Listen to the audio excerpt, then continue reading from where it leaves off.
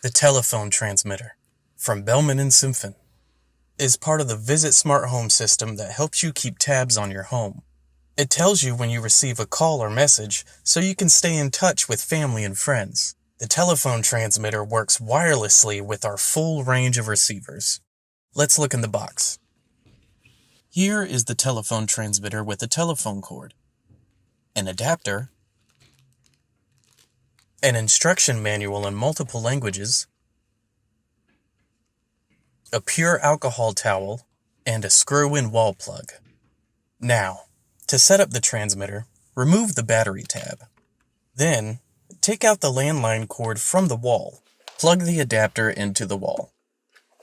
Then plug the cord from the transmitter into the adapter.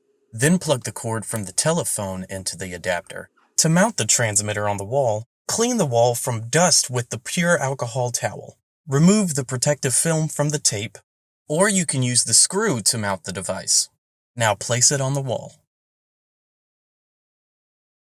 To test the connection, press both buttons on the transmitter simultaneously, and the LED lights up in green to show that the transmitter is activated and sending out a radio signal. The receiver will light up a yellow LED. In addition, it starts to sound, flash, or vibrate depending on the receiver. Now the telephone transmitter is ready to use. That's how easy it is to set up. Here are some additional features. On the right side of the transmitter, there is an external trigger that can connect with different accessories. It can connect to our contact mat, which can be placed under a rug or a carpet. When someone steps on the mat, the transmitter will alert the receiver. It can also connect with a magnetic switch. When someone opens the door or window, the transmitter will alert the receiver. It can also connect to the mobile phone sensor.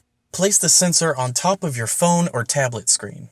When you get a call or a notification, the transmitter will alert the receiver. The mobile phone sensor can also be plugged to the other trigger under the battery cover found here.